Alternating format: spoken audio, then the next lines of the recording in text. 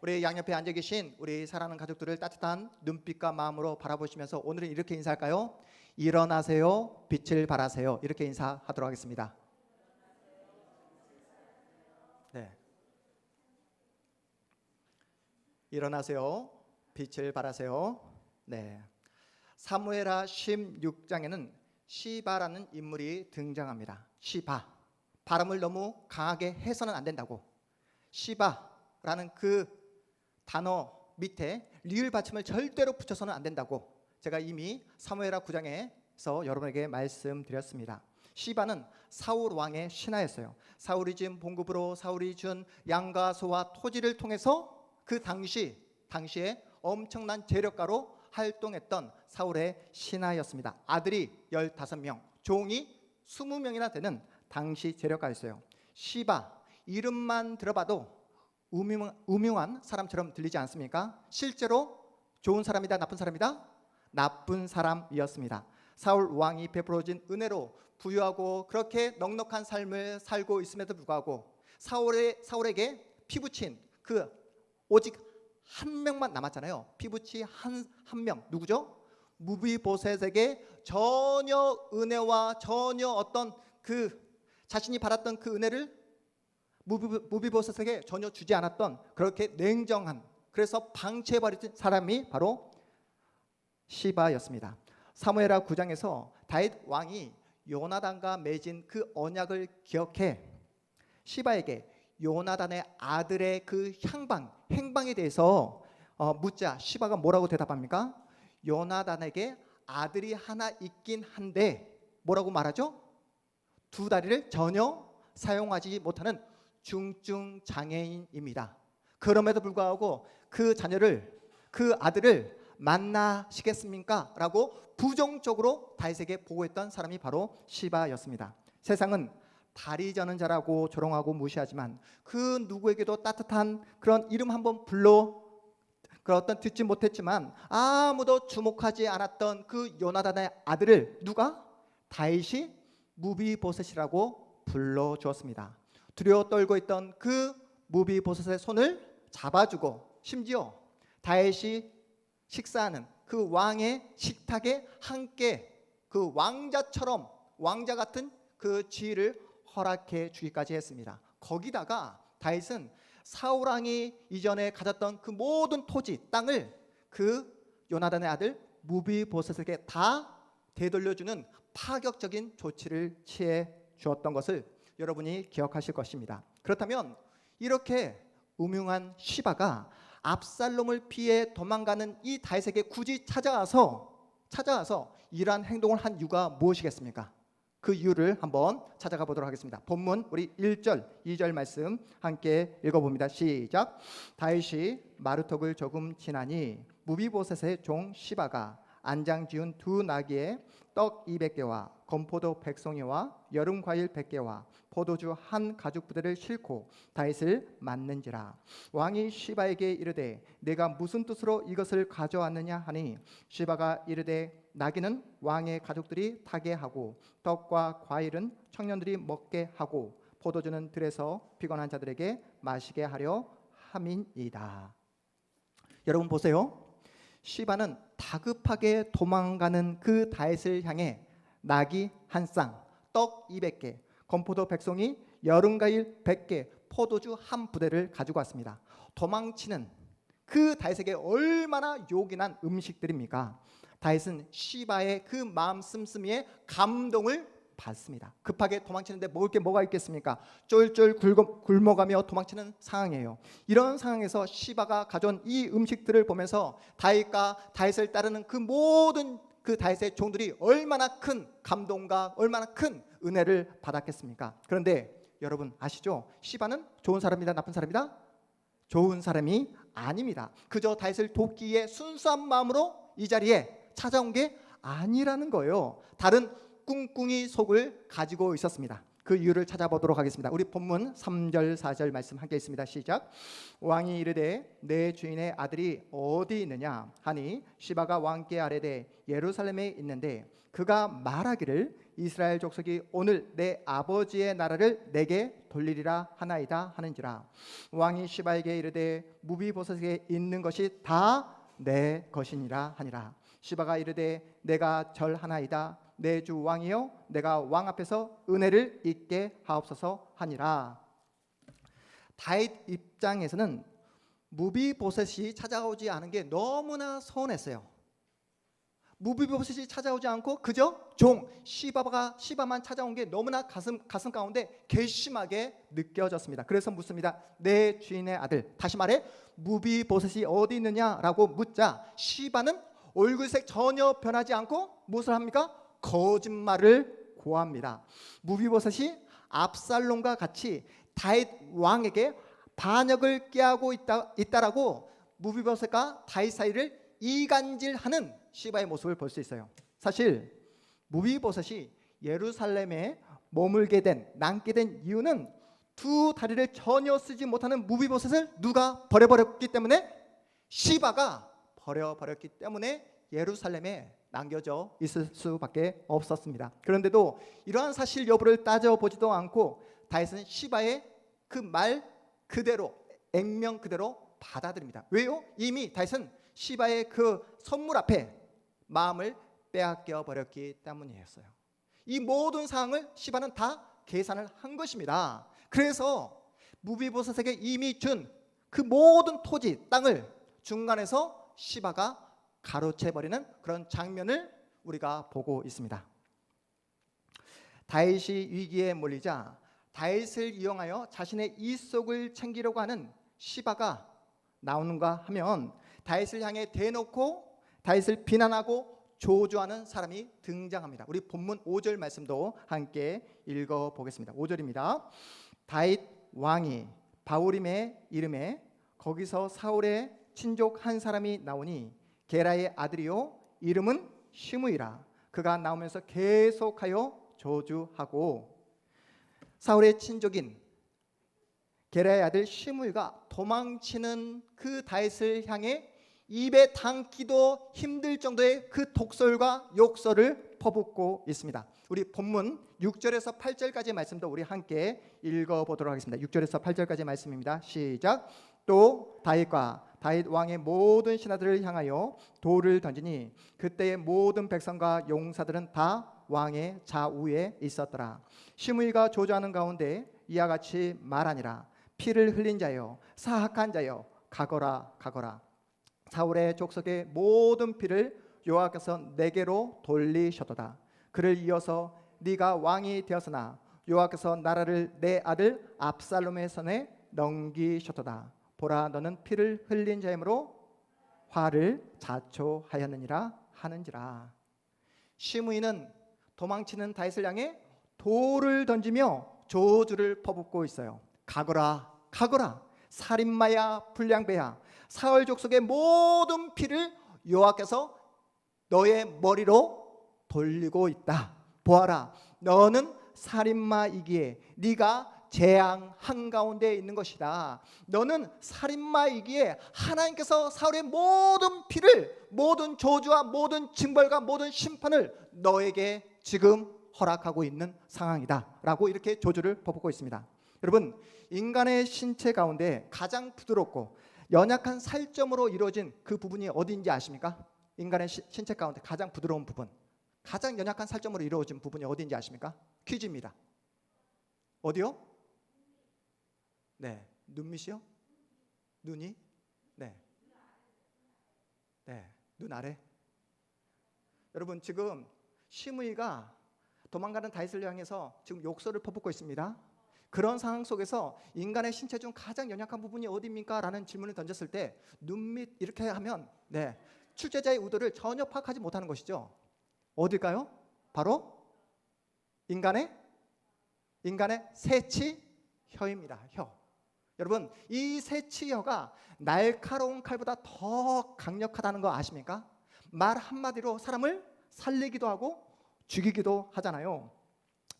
시므의 저주와 독설이 얼마나 독했던지 지켜보던 수레의 아들 아비새가 뚜껑이 열립니다. 우리 본문 9절 말씀 함께 보겠습니다. 본문 9절 말씀.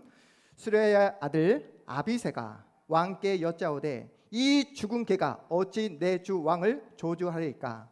청하건대 내가 건너가서 그의 머리를 베게 하소서 하니. 여러분 같으면 이런 상황이면 어떠한 행동, 어떠한 조치를 취하시겠습니까? 여러분 주변에도 꼭 시므와 같은 그런 사람들 꼭 한 명씩 있잖아요. 내가 하지도 않았던 말을 했다라고 퍼뜨리고 나를 사람들 앞에서 이상한 사람으로 매도해버리고 나를 공경에 빠뜨린 사람 있습니까? 없습니까? 있습니다. 그런 사람을 만날 때 여러분 어떠한 반응, 어떠한 조치를 취하십니까? 아비새는 당장에 칼을 뽑아 시므의 목을 당장에 베어버리겠다고 그렇게 허락해달라고 다윗에게 그렇게 요청하고 있습니다. 그러자 다윗이 아비새에게 그렇게 흥분하고 그렇게 분노하는 그 아비새를 향해 뭐라고 말하는지 우리 본문 우리 10절에서 12절까지의 말씀 함께 보겠습니다. 10절에서 12절까지의 말씀 함께 읽습니다. 시작. 왕이 이르되 수레의 아들들아 내가 너희와 무슨 상관이 있느냐? 그가 저주하는 것은 여호와께서 그에게 다윗을 저주하라 하심이니 내가 어찌 그리하였느냐? 할 자가 누구겠느냐 하고 또 다윗이 아비새와 모든 신하들에게 이르되 내 몸에서 난 아들도 내 생명을 해하려 하거든 하물며 이 베냐민 사람이라 여호와께서 그에게 명령하신 것이니 그가 저주하게 버려두라. 혹시 여호와께서 나의 온통함을 감찰하시리니 오늘 그 저주 때문에 여호와께서 손으로 내게 갚아 주시리라 하고. 여러분 시므이가 말했던 것처럼 다윗이 왕권에 눈이 멀어 사울 왕을 자신의 소원으로 죽였습니까? 실제로? 그렇지 않습니다. 사울 왕 그 사울 집안이 쑥대밭으로 만든 게 다윗 때문입니까? 아니죠. 사울이 자초한 것입니다. 하지만 다윗은 지금의 이 모든 상황이 무엇 때문이다? 자신이 밧세바를 범한 죄악의 결과라는 사실을 인정합니다. 내 몸에서 나온 아들 압살롬도 내 생명을 빼앗으려고 혈안이 되어 있는데 하물며 사울 집안의 이 시므이가 이러한 저주에 말하는 것 당연하지 않겠느냐? 계속해서 저주하도록 그냥 내버려 두어라. 이렇게 아비새를 설득하고 있는 다윗의 모습입니다. 제가 교회 개척을 한다 했을 때 10명이면 몇 명이 저를 말렸다고요? 10명이면 9명이 저를 말렸습니다. 주변에서 왜 그렇게 힘든 길을 가냐고, 좀 더 편한 길이 있는데 굳이 그렇게 힘든 길을 가야 하냐고 저의 개척을 계속해서 반대했던 분들이 계셨습니다. 그럼에도 불구하고 저는 하나님께서 저에게 주신 마음이 있었기에, 하나님께서 저에게 주신 그 말씀이 있었기에 그 말씀을 붙잡고 믿음의 도전을 멈출 수 없었습니다. 저는 믿음의 도전이라 이렇게 말을 하지만 저를 말렸고 저를 만류했던 그 모든 사람들의 눈에는 무모한 너무나 무책임한 행동처럼 보였을 겁니다. 맨 땅에 헤딩하는 거라고, 계란으로 발치기라고, 결국엔 머리만 깨질 뿐이라고, 너만 그렇게 힘들게 끝나는 것이 아니라 너의 가족 모두가 다 피폐한 지경에 이르게 될 거라고, 그렇게 입에 거품을 물고 저의 개척을 반대했던 사람들이 있었어요. 한마디로 요즘 세상에는 개척이 된다 안 된다? 안 된다고 이야기했던 것입니다. 그런데 지금에 와서 보니까 제가 정말로 대책 없이 개척을 했더라고요. 보통 개척을 하기 전에 개척 멤버를 꾸리고 재정적인 부분도 준비를 하고 최소 3년에서 5년까지 교회가 계속해서 유지될 수 있을 만큼의 뭔가를 다 준비하고 개척을 하더라고요. 저는 그런 게 전혀 없었습니다. 그 어떤 방법도 전략도 세우지 않았습니다. 그러니까 주변 사람들의 눈에는 어떻게 보였겠습니까? 너무나 순진하다, 현실을 몰라도 너무나 모른다, 너무나 대책 없이 교회를 개척했다라고 생각했을 겁니다. 지금 우리 교회가 세워진 지 지금 몇 년이 되었죠? 지금 2년의 시간이 지나가고 있습니다. 오늘 10월 31일이 우리 교회 개척 설립한 지 몇 년이 되는 거죠? 2주년이 되는 날입니다. 돌이켜보면 무슨 배짱으로 교회를 세웠는지 이해할 수 없을 정도로 저의 그 모든 결정과 선택이 무모하게 대책 없이 보이더라고요. 그럼에도 불구하고 놀라운 사실은 아직까지 우리 동탄 한마음교회가 문을 닫지 않고 매 주일마다 이 자리에서 놀라운 예배, 놀라운 하나님께 영광의 예배를 돌리고 있는 줄 여러분 믿으시기 바랍니다. 사람들은 무모하다, 요즘 세상의 교회 개척은 되지 않는다 말하지만 그때 하나님께서 저에게 주신 분명하고 확실한 말씀이 있었습니다. 오늘 우리가 함께 인사했잖아요. 일어나라, 빛을 발하라. 뭐라고요? 일어나라, 빛을 발하라. 여러분 오늘 예배 끝난 다음에 8층에 내려가시면 일어나라, 빛을 발하라, 이 말씀이 8층 식당에 써여져 있습니다. 이 동탄 땅에 예수를 모르는 사람들에게 복음을 증거하고 예수를 만났지만 교회에 대해서 여러 가지 상처와 어려움 때문에 교회를 떠난 그러한 영혼들에게 그 빛 대신 예수 그리스도를 증거하기 위해서 성경이 말하는 그 건강하고 진실한 공동체를 한번 세워보겠다라는 그런 일념을 가지고 이 동탄 땅에 교회를 세우게 되었습니다. 하나님께서 우리에게, 저에게 주신 그런 말씀이 있었어요. 이 동탄 땅에 복음의 씨앗을 하나하나 또 심고 또 눈물을 뿌리며 이렇게 심을 때에 이 동탄 땅에, 이 놀라운 이 지역 가운데 하나님께서 아름다운 꽃밭으로 만들어 주리라 라는 그런 비전과 그런 꿈을 저에게 허락해 주셨습니다. 그런 기대와 소망을 가지고 이 동탄 땅에 교회를 세웠더니, 그래서 하나님께서 허락해 주실, 보내주실 그 영혼들을 기대하며 구름대처럼 그 영혼들을 하나님께서 보내주실 거라 기대했지만 현실은 항상 우리 이상과 다르잖아요. 그렇지 않습니까? 일어나야 하는데, 빛을 발해야 하는데, 사람들을 만나서 그 빛을 증거해야 되는데 코로나 때문에 전혀 그 빛을 증거할 수 없게 되었습니다. 코로나가 한창일 때 여러분 아무도 없는 이 텅 빈 예배당에 저 혼자 찬양하고 저 혼자 설교를 하는데 그 어떤 뭐라 그럴까요? 스스로 느껴지는 그런 그 초라함, 그 스스로 느껴지는 이게 뭔가, 내가 여기서 뭐를 하고 있지? 라는 그런 어떤 자괴감까지 몰려오더라고요. 제가 찬양을 하고 제가 혼자 다 이렇게 설교하는데 보다 못한 우리 영훈이가 저에게 연락을 왔어요. 목사님, 더 이상 찬양은 안 되겠습니다. 제가 다음 주부터는 제가 나와야 될 것 같아요 라고 영훈이가 저에게 전화를 했습니다. 언제까지 이러한 현실을 버텨낼 수 있을 것인가? 언제까지 기다려야 되는가? 이대로 루저로 끝나버리는 것은 아닐까? 이렇게 하루하루 버티기도 힘든 상황인데 그때 누가 나타났다고요? 누가요? 그때 누가 나타납니까? 하루하루 너무나 힘들고 어렵고 이미 마음 가운데 상처로 가득한데 그 상처난 그 마음 가운데 돌을 던지고 더 상처난 그 아물기도 전에 또다시 상처를 내는 누가 나타났다? 시므이가 나타나더라고요. 시므이. 네. 그러니까 누가 개척하라고 했냐고, 처음부터 말하지 않았냐고, 요즘 세상은 개척은 되지 않는다고, 너는 개척과 어울리지 않는다고, 개척은 아무나 하는 게 아니라고 말로, 눈빛으로, 시선으로 저에게 시므이로 다가왔던 수많은 사람들이 있었습니다. 그래도 여러분, 제가 명색이 누구입니까? 이래봬도 목사잖아요. 목사. 그래서 하나님께 매달리고 하나님께 간절히 기도했습니다. 하나님, 우리 동탄 한마음교회 미래를 저에게 보여주십시오. 너무나 힘들고 어렵습니다. 언제까지 참아야 됩니까? 언제까지 기다려야 됩니까? 하나님께 간절히 기도하고 매달렸더니 하나님이 짠! 하고 나타나셔서 요소봐, 지금까지 잘 견뎌왔다. 지금까지 잘 참아왔다. 조금만 더 참고 기다려라. 올해 너희 교회에 내가 100명을 보내주겠다. 다음에면 500명을 보내주겠다. 다음에는 3년차가 되었을 땐 너희 교회에 1000명을 보내주겠다. 이렇게 응답해 주셨을까요? 이렇게 자신 있게 말하죠? 네. 하나님은 미래를 보여달라고 매달리며 그렇게 기도했던 저에게 딱 오늘 하루만 보여주시더라고요. 딱 오늘 하루만 살 만큼의 힘과 그러한 그 환경을 열어주시더라고요. 그러면서 제 자신을 하나님 앞에서 좀 더 알아가게 되었고, 저의 그 모든 어떤 그 상황과 제가 가지고 있는 그 모든 것들을 더욱더 객관화할 수 있는 그런 시간을 갖게 되었습니다.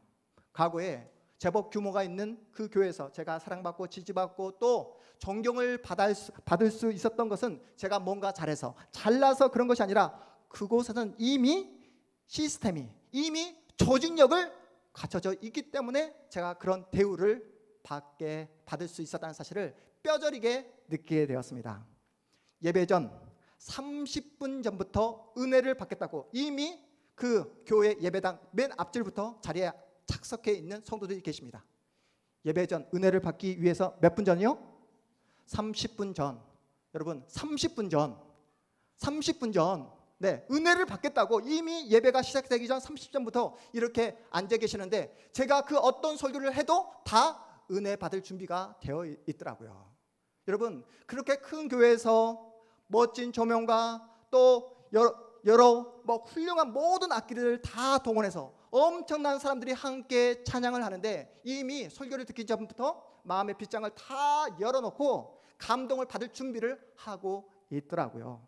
저는 제가 그때는 설교를 잘해서 성도들부터 인정받고 사랑받는다 생각했는데 그렇지 않다는 사실을 여러분을 통해서 선명하게 똑똑히 제가 경험하고 있습니다. 지금 현재의 설교가 과거의 설교보다 훨씬 더 고퀄리티의 설교를 하고 있음에도 불구하고 여러분 지금 현재 은혜 받기 힘들잖아요. 똑같은 김효소 목사예요. 과거보다 훨씬 더 고퀄리티 설교가 매주 주일마다 선포되고 있음에도 불구하고 은혜 받았다 하는 사람을 제가 요즘에 찾아보기 힘듭니다.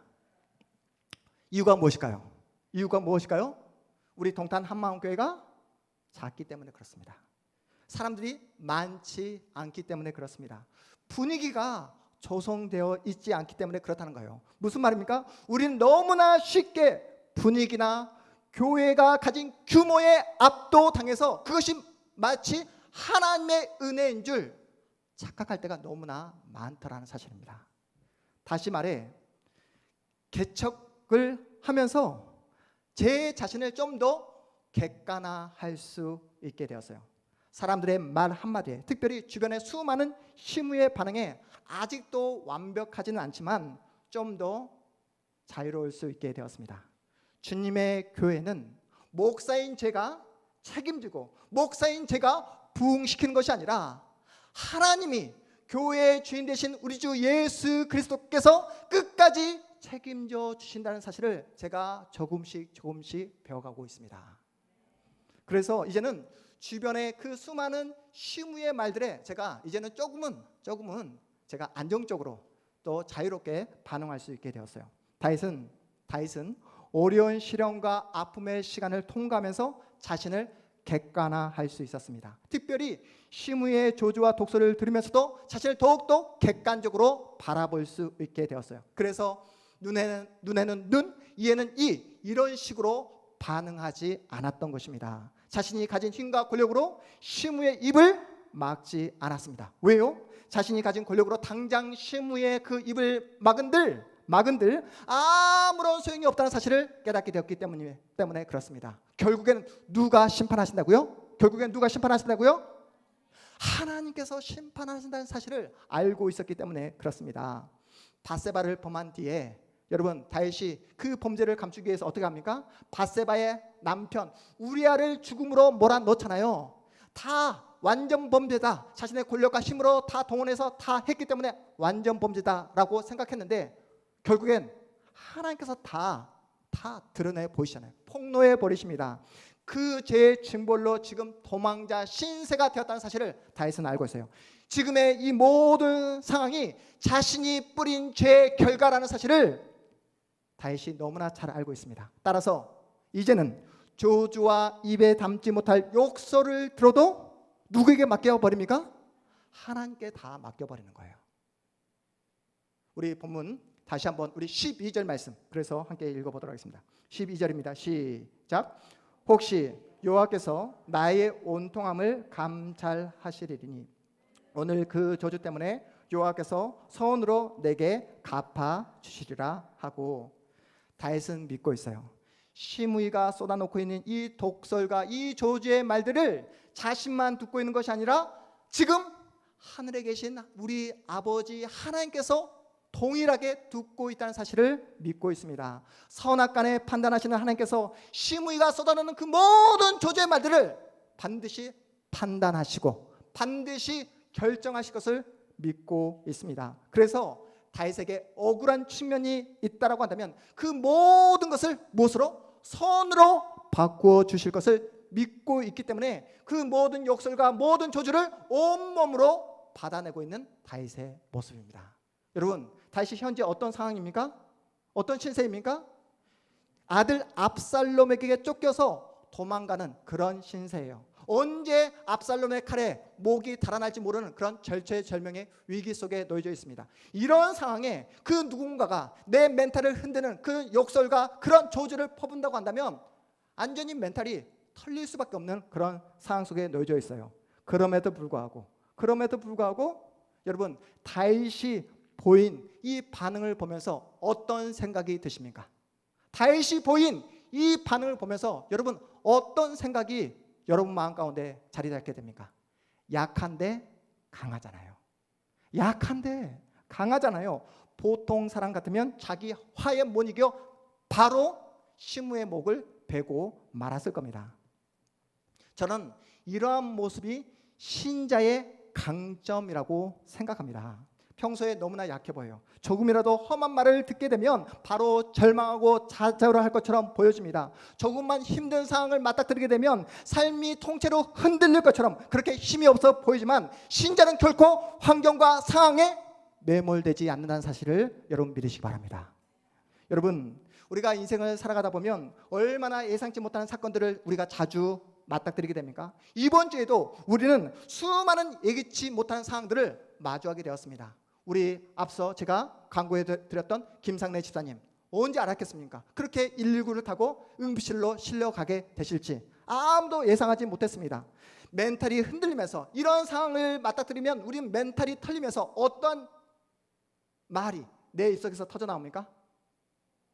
예기치 않는, 전혀 생각지 못한 사고나 그 사건을 맞닥뜨리게 되면 우리의 입술에서 가장 먼저 터져 나오는 말이 어떤 말이죠? 오 주여, 하나님. 이런 분들은 정말로 믿음이 강한 분들이고, 오늘 본문에 등장하고 있는 누구를 강하게 찾게 되죠? 시바를 강하게 찾게 되잖아요. 네. 여러분, 예수를 믿지 않는 사람들은 상황을 원망하고 욕하는 것으로 끝내버리지만 예수 믿는 우리는 어떤 자리로 나아간다고요? 제가 이번 주에 또 어떤 한 집사님과 통화를 하게 되었어요. 예상치 못한 사건을 경험하신 한 집사님과 통화를 하게 되었습니다. 그 집사님이 저랑 통화를 하면서 가장 먼저 했던 이야기가 무엇이냐면, 목사님, 제가 다시 하나님 앞에서 저의 믿음을 회복해야 될 것 같아요. 다시 하나님 앞에서 엎드려야 될 것 같습니다 라고 이야기를 하더라고요. 그 모든 사건을 하나님께서 주시는 메시지, 하나님께서 주시는 그 사인으로 받아들이더라고요. 여기에 힘이 있는 것입니다. 약한데 강합니다. 보통 사람들은 실망하고 절망하고 스스로를 향해 욕해버리고 이 모든 상황을 끝내버리지만 예수 믿는 우리는 어떻게 이 모든 상황을 받아들인다고요? 이 모든 상황 가운데 역사하시고 일하시는 하나님을 바라본다고요. 분명히 이 모든 상황 가운데 하나님의 뜻이 있음을 우리는 믿습니다. 이 모든 상황을 통치하시고 다스리는 그 하나님이 나를 지금 바라보고 있다는 사실을 우리는 믿습니다. 그래서 우리는 기도하고 다시 일어납니다. 그래서 우리는 생명의 말씀 붙잡고 다시 일어나는 것입니다. 우리는 이것을 뭐라고 표현하죠? 믿음이라고 표현합니다. 우리는 이것을 믿음이라고 표현하지만 예수를 믿지 않는 세상 사람들은 다시 일어나는 것, 다시 소망을 붙잡고 용기를 가지고 일어나는 것, 이것을 그들은 어떻게 표현하냐면 회복 탄력성이라고 표현합니다. 예수를 믿지 않는 사람들은. 이 시간 우리 오른손을 불끈 쥐고 여러분의 자신의 영을 향해서 이렇게 선포하겠습니다. 일어나라. 빛을 발하라. 여러분 큰 소리로 여러분의 영혼이 깜짝 놀라서 일어날 수 있도록 일어나라. 빛을 발하라. 네, 감사합니다. 마지막으로 책 한 권, 여러분 책 이야기 하나 하고 말씀을 마무리하겠습니다. 현대들 가운데 스트레스를 받지 않는 사람이 있을까요, 없을까요? 있어요, 없어요? 없습니다. 우리 교회 가장 어린 우리 서진이도 스트레스가 있을 거예요.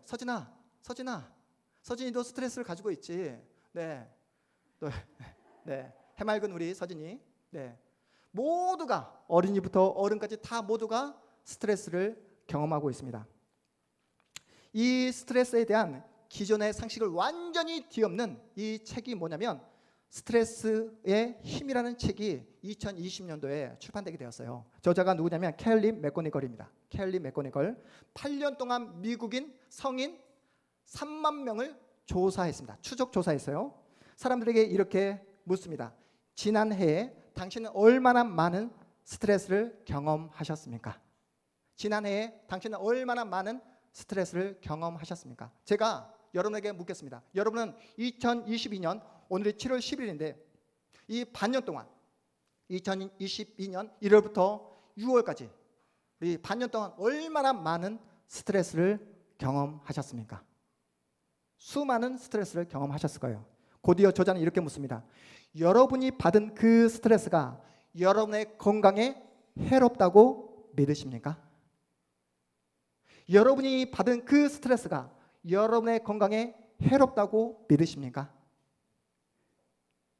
저자인 켈리 맥고니걸은 스트레스를 경험한 사람들 가운데 무려 43%가 이 스트레스로 인해서 죽음의 위험성, 사망의 위험성을 보였다고 합니다. 거의 반, 43%나. 여기가 중요한데요. 오로지 스트레스가 건강에 해롭다고 믿고 있는 사람에게만 사망의 위험성이 보였다고 합니다. 스트레스가 나에게 해롭다고 믿는 그 사람에게만, 스트레스가 내 몸에 나쁘다고 믿고 있는 그 사람에게만 이 스트레스가 안 좋게 영향을 미쳤다는 거예요. 저자가 말합니다. 적당한 스트레스는 삶에 오히려 약이 된다라고. 여러분, 믿음이 무엇입니까? 여러분, 믿음이 무엇입니까? 전혀 보이지 않고 뭐 하나 손에 잡히지 않는 나의 현실 속에서 하나님의 약속의 말씀을 붙잡고 오늘을 살아내는 것, 이것이 바로 믿음인 줄 믿으시 바랍니다. 나를 금수저로 하나님께서 보내주시지 않았지만 나를 이곳에 살게 하신 분이 누구시다? 하나님이시다. 전혀 예기치 않은 상을 맞닥뜨리게 하고 또한 주변에 그 수많은 그 시무의 독설과 욕설을 들을 수밖에 없는 그 상황으로 내모시는 분도 누구시다? 하나님이시다. 내가 가진 연약함, 내가 가진 어떤 경제적인 어려움, 내가 가진 그 몸에 내 몸의 연약함마저도 하나님께서 나에게 허락하신 현실임을 인정하고 받아내는 것, 이것이 바로 믿음입니다. 지금 당장은 이해할 수도 없고 설명할 수도 없지만 우리가 분명하게 믿고 있는 한 가지가 무엇입니까? 이 모든 상황 가운데 역사하시는 하나님이 있음을, 이 모든 상황 가운데 나에게 주시는 하나님의 메시지, 뜻이 있음을, 이 모든 상황과 환경을 통치하시고 다스리시는 하나님께서 이 모든 상황들을 다 사용하셔서 나를 가장 복된 길로, 선한 길로 인도하고 계시는 줄 믿으시기 바랍니다. 이것이 바로 우리가 가지고 있는 믿음이며 성경이 이야기하고는 바른 신앙입니다. 그러니 우리가 걸어가는 이 길이 아무리 힘들고 어렵다 할지라도 여러분 좌절하지 마시고 절망하지 마시고 포기하지 마시고 날마다 하나님을 바라보자고요.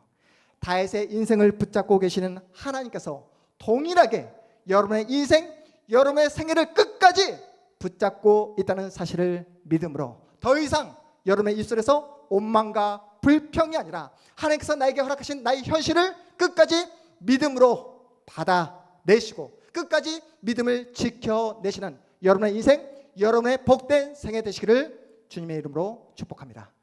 우리 모두 자리에서 일어나겠습니다.